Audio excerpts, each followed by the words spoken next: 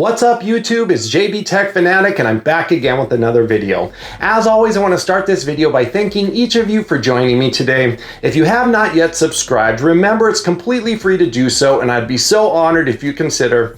And if you like this video, don't forget to hit that thumbs up. And if you want to know when the latest content is available, don't forget to click that notification bell to on.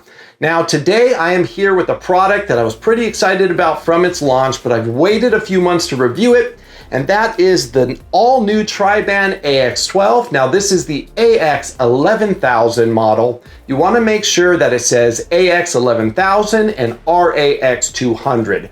Now this product, we have a lot of information to cover, so pay attention to the screenshots as I put them on there. What we're going to do is I'm going to unbox it. I'm going to show you how to set it up, and I'm going to show you how to set it up like I have it. I'm also going to explain its features and what they do and how they do it, and hopefully help you make an educated choice whether or not you want to purchase this, and help you maximize the experience if you already have purchased it. Okay, let's take a look at the packaging before we unbox. First thing I like is it does have a plastic seal. I always like that. This just ensures that when you buy something online that you have a brand new unused product. This of course is the AX12. What you want to watch out for here is the AX11000 model number RAX200. This is the latest version. Of course, this can achieve up to 10.8 gigabits of combined wireless speed, 4K, 8K streaming, and it's great for smart home devices. We'll talk about this more later.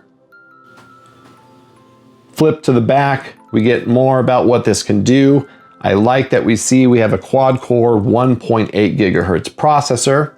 It again tells you about the 12-stream tri-band Wi-Fi, gigabit Wi-Fi to mobile devices. That is 2 devices that are actually capable of receiving gig. We will talk about that later in the video. And then we have a 1 gig plus a 1 gig or a 2.5 multi-gigabit internet port. Let's get this open. I just take a screwdriver, run it across the plastic on the bottom. Let me get this ripped off here. This package opens up from the side. Slide this out. Now we're just going to open it up. So we have the quick start guide. We have the router itself. We'll get to that in a moment. Then they're going to give us a power cable, and it looks like an Ethernet cable. Go ahead and get this out of the bag. Now the router itself, you're simply just going to kind of pop these up. These are your antennas. They are just one piece. Almost looks like a bat. So we're looking at the back side. This of course is a beast of a router, so it really has everything you could ever want right now. LED on and off, the reset button. We have 2 USB 3.0 ports. We have our standard internet in, and then of course you can use the standard internet and number 1 for your multi-gig internet, or you have 4 gigabit Ethernet LAN ports. This is for 4 separate connections. Up to a gig each. Then of course we have our multi-gig connection of 2.5. We have our power on and off switch, and then where our power plug goes in. And then of course for the 3 and 4 we have full link aggregation, ability to aggregate 2 gigabit LAN ports. This will help with much faster file transfers. So pretty much everything you need. Here we go. Give you a good look at the bottom. A lot of ventilation. Keep it from overheating. Then of course this is the top. Sorry about that reflection there, but you can kind of see the cooling fans in there. Overall, aesthetically, I think it's very pleasing to the eye. I'm a very techie person, so I like bigger routers, but this is definitely cool. This is kind of the directions to flip it open. I wanted you to take note of something. As you know, when I opened it, now it looks like it's almost broken, right? What you want to do is you want to push down, and as you can see, that kind of locks it in place. Now there's going to be a little give, that's normal. Definitely not something you're going to want to yank on, but you want to make sure that both sides are pushed down all the way. Getting into setup, go ahead, put your power cable in. go ahead and plug in the Ethernet cable. And now you're going to need your modem. As far as modems go, if this is the router that you purchased, I'm sure that you have very fast speed, if not gigabit or faster. So what you're going to want to do is go ahead and plug it into your modem. Now this is a DOCSIS 3.1. That is the only modem you're going to want if you're someone that has gig speed. The coaxial cable is kind of screwed in right here. You just run your Ethernet cable to number 1 in this case, and then I had already had it plugged in. So at this point, what we're going to do is we're going to power on the modem first. Do not power on your Netgear until the modem completely reboots. That takes about 5 minutes. And also already have your Ethernet cable plugged in to the modem and the router before you plug the modem back in. That way it can start to recognize that it has a router and we can start the setup process. Okay, so everything's powered on. It's now time for setup. You can either download the Netgear Nighthawk app and use that to set it up, or you can do it by typing in some information into a web browser. Now I'm going to put up the instructions for your web browser, but I want you to keep in mind, on the bottom of your router will be an SSID and a password. That is what you're going to need to log into your router if you're connecting wirelessly to set it up. So you would go into your wireless menu on your phone, let's just say, and you would connect it and use the password on the bottom. Now we are going to do the advanced setup so that you can maximize the potential of this router. Again, up on the screen, you should see now exactly what you need to type into your toolbar. You could do that from, Google Chrome. Now, at this point, if you're not connecting wirelessly, you can also be hardwired in from your desktop or laptop with an Ethernet cable. Then you would not have to connect to Wi-Fi. As soon as you go to set up your router, it's going to ask you for a password and a username. The default password and username to every router out of the box is admin and password. Once that is done, you are going to go to the setup wizard. The setup wizard is very easy. Go ahead and hit setup wizard, click next. It's going to lead you through a couple easy prompts, as well as check for a software update. Once that's all complete, it will take you to a Netgear website. They'll try to sell you some services. That's up to you. We are now done at that point, and we're going to go back. We're going to go back to our browser, and we're going to log ourselves back into our router. So at this point, you should have Wi-Fi to your house. It should be projecting the SSID that's on the bottom, as well as the password. So the first and most important thing is you do not have to go and reconnect everything in your house that you had with your old router. The way to change the SSID is very easy, and I recommend doing it unless you want a fresh start with new passwords and SSID. But if you put in your old one, everything will automatically connect for you. This way you don't have to spend hours reconnecting one thing at a time if you have a lot of devices like me. Okay, so first thing I want you to do, we are now logged in on our home page, and you see the basic and the advanced tab. Go ahead and hit the advanced tab for me. Once you're in the advanced tab, we're going to go to our wireless settings, okay? So advanced wireless settings. Down at the bottom, you're going to notice a bunch of boxes that can be checked. Now, these are the features of this router that we're going to talk about more in a little bit when I do the review and I explain them. But as you can see in the photo, go ahead and check all the ones down to the bottom where it says OFDM, and then all the way up to enable router's PIN, and have all those boxes checked. Now, go ahead and back out. Go hit the basics tab, go to wireless, and in this section, this is what I want you to do. First thing is, as you can see where it says name SSID, you can change that to exactly what your old router had. Now it has to be exact. If it was capitalized or if you had a space or whatever, put it identically to how you had your old router. And also, down where you see password, you would change the password to what your old password was right here. If you don't want to change your SSID or password, or you just want to change your password, this is where you can do it at any time in the future, including right now.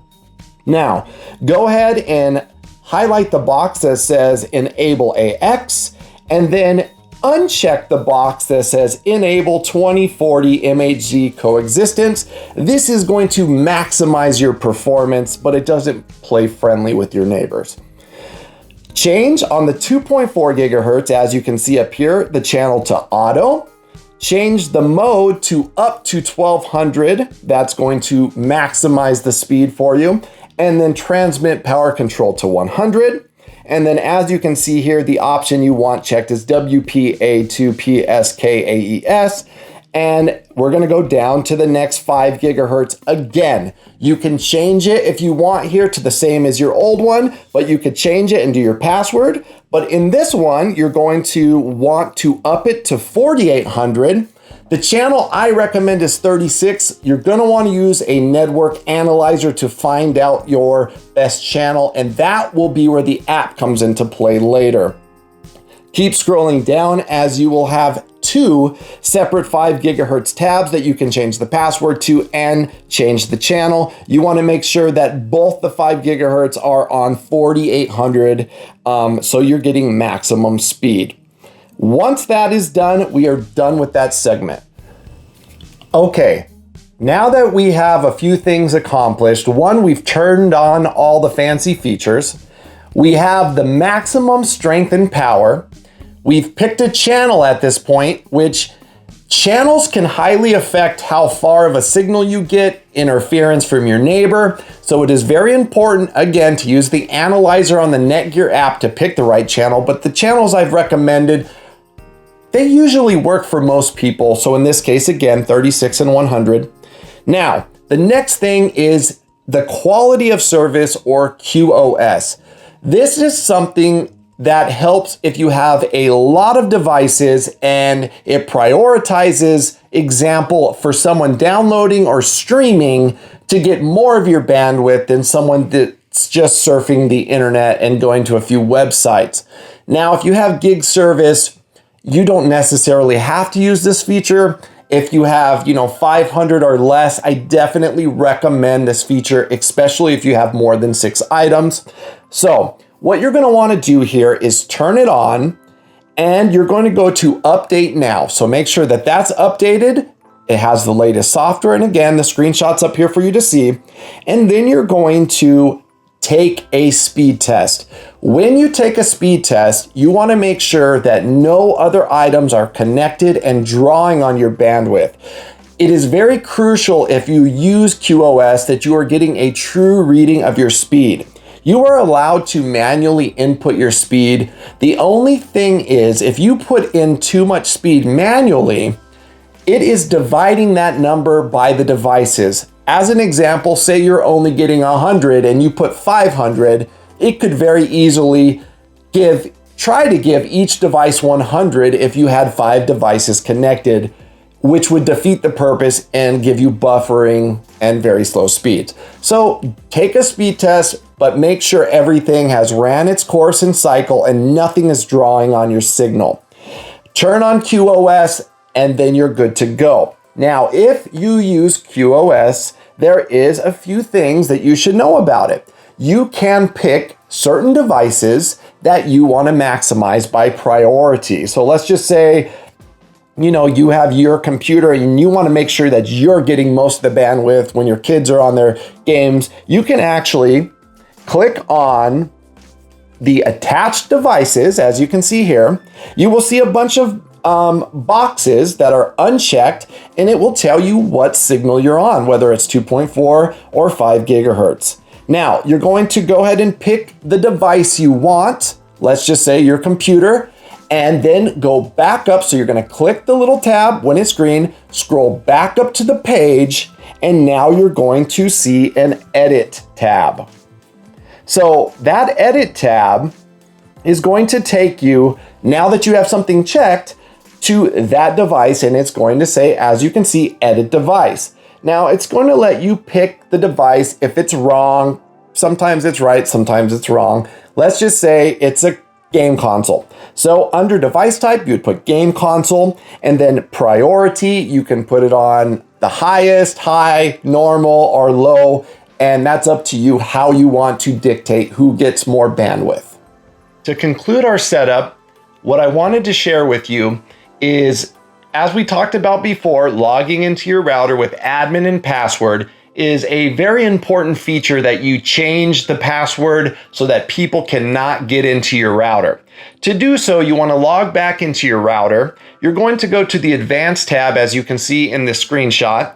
Next, you're going to go to Administration and click Set Password. In this area, you can set a new password. You can also put up security questions in case you forget. I strongly recommend that you do this. If you do not change this, anyone can log into your password that's familiar with Netgear products. So at this point, I'm going to do my review. We're going to talk about each feature. I'm going to try to explain it. I'm going to use some screenshots for that also, but I'm going to let you know if it's actually been working and what I think of this router. So what is Wi-Fi 6? Believe it or not, Wi-Fi 6 just means the newest version of Wi-Fi. So the last version was AC, was actually Wi-Fi 5. Now we have the AX, which is considered Wi-Fi 6. One cool feature that they do with the devices that are compatible, next to your Wi-Fi connection symbol, I'll show you a photo, like on the Samsung Galaxy devices, it has a little 6 so that you know that you're connected to the latest, right? Another great thing I love about this router compared to the X10, I talk about the X10 because that was my go-to router. I loved it, and I still think it's a great router. But you had your AD channel, and it was its own channel. If you didn't have a device that connected to that, it was just a useless SSID thrown into the air. Now with this, you have your 5 gigahertz channels, and they have all the technologies built into them so that you can utilize both of them for all of your devices. I find that to be great, and it's definitely much needed. Another thing that I wanted to bring up is that you have the 12 streams, okay? And just so I don't get this wrong, we have a total of 8 5 gigahertz and 4 2.4 gigahertz. This gives you, much more space for the bandwidth and way less congestion.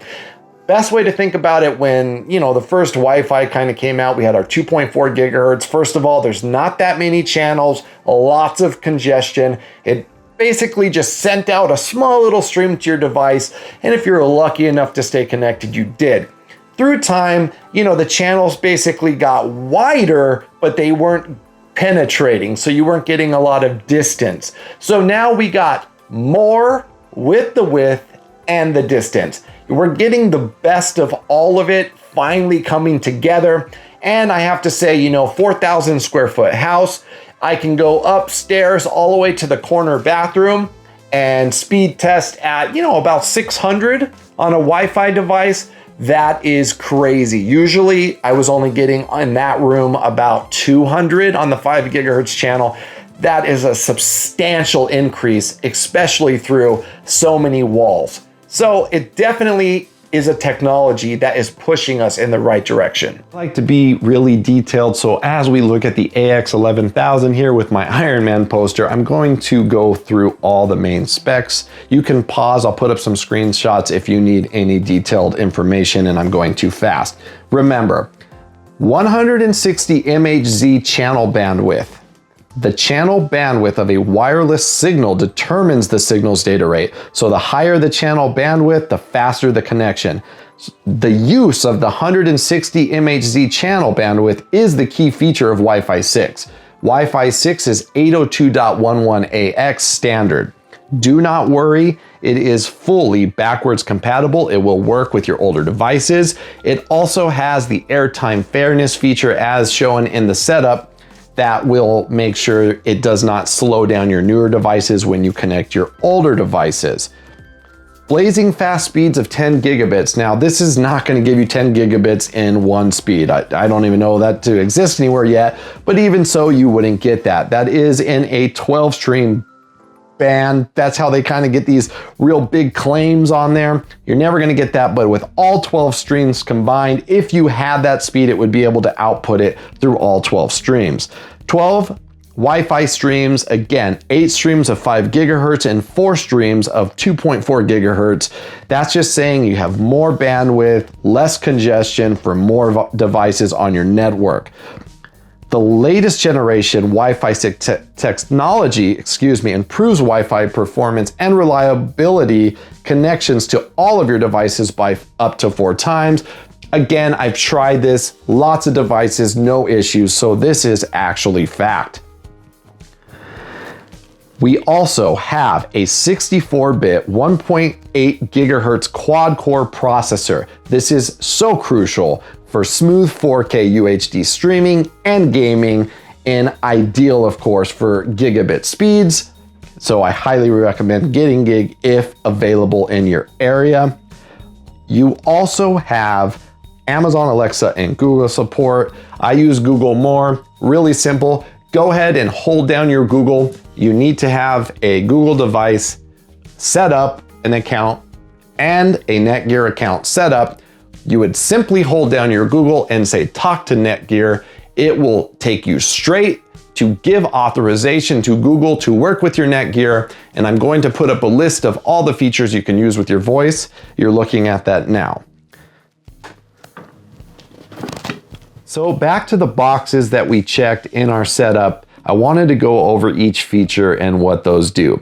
First, we have beam forming. This has been around for a while. It boosts your Wi-Fi speed, reliability, and range. This is for mobile devices. Essentially, it locks onto, example, your phone, and it stays locked on, giving you great performance. Airtime fairness, something again been around for a little bit. It basically prevents when an older Wi-Fi device gets on your network from lagging your fast new devices. It just prevents network lag when old, slower devices connect. Then we go into the MU-MIMO. That stands for multi-user, multiple input, multiple output, and is a wireless technology supported by routers and endpoint devices. This technology was created to help increase the number of antennas on a wireless router that are used both for receiving and transmitting and improving capacity for wireless connections. And again, it's a godsend. Now, this is what I believe is the most important feature, and the feature that so far has not let me down.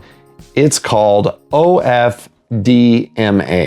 Now I'm gonna put some little charts up here for you to get a better idea what I'm meaning.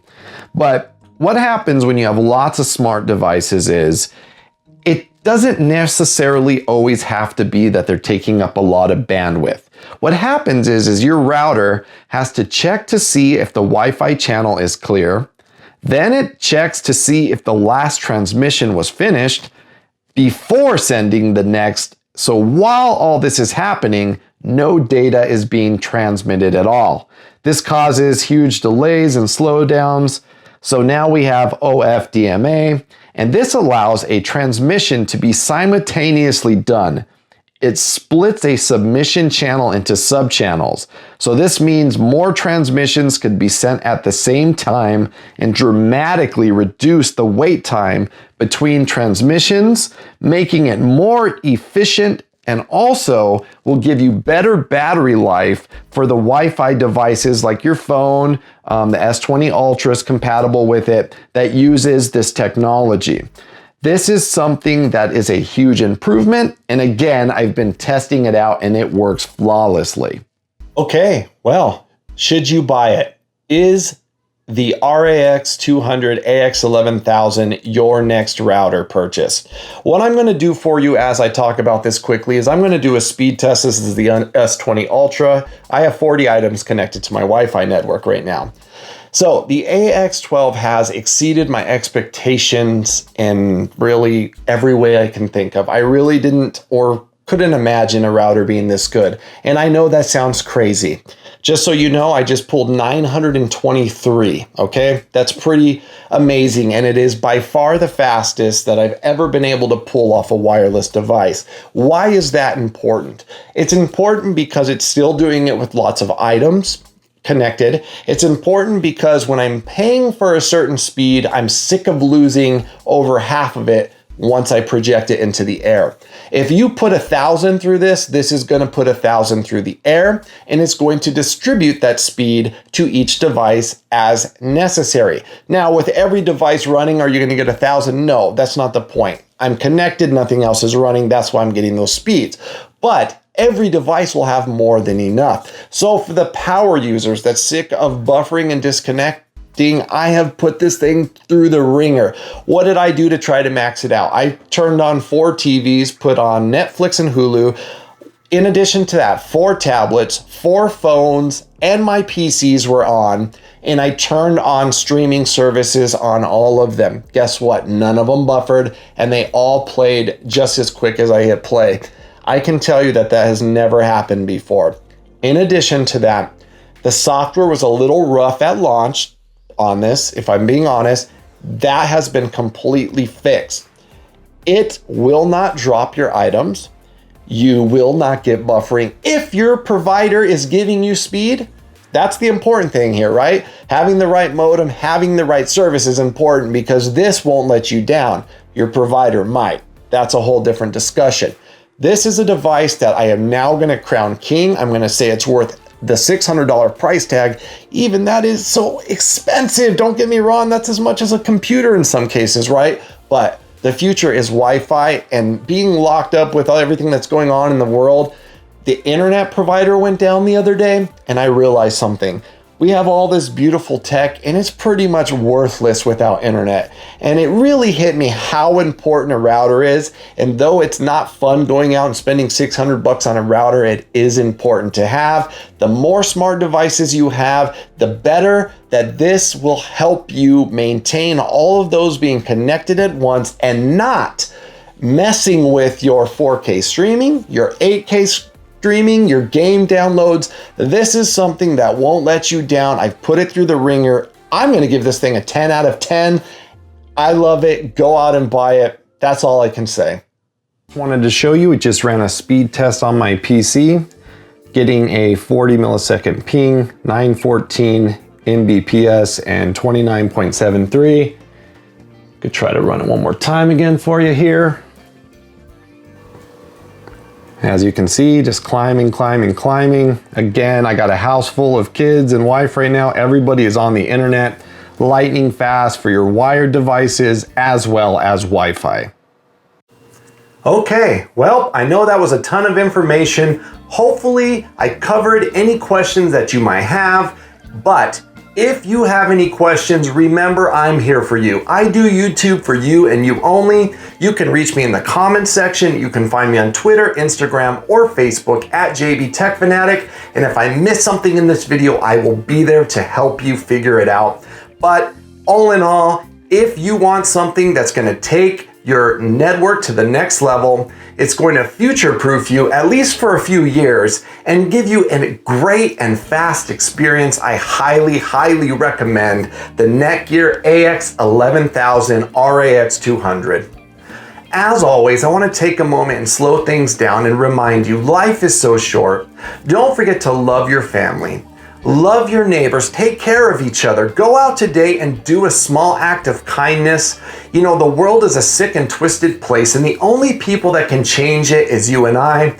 I know that the world seems to be in this big chaotic mess, you know, with the coronavirus, and we're just watching people lose their jobs, and it's been so hard on so many people. And if you're one of those people that can go out and help someone, do it. Help each other get through this. You and I can do this together. I want to say thank you so much for taking the time to watch my video, and just really know that I do this for you and you only, and I'm here if you need me. I want you to stay safe out there, and I want to say thank you, invite you to subscribe to the channel one last time.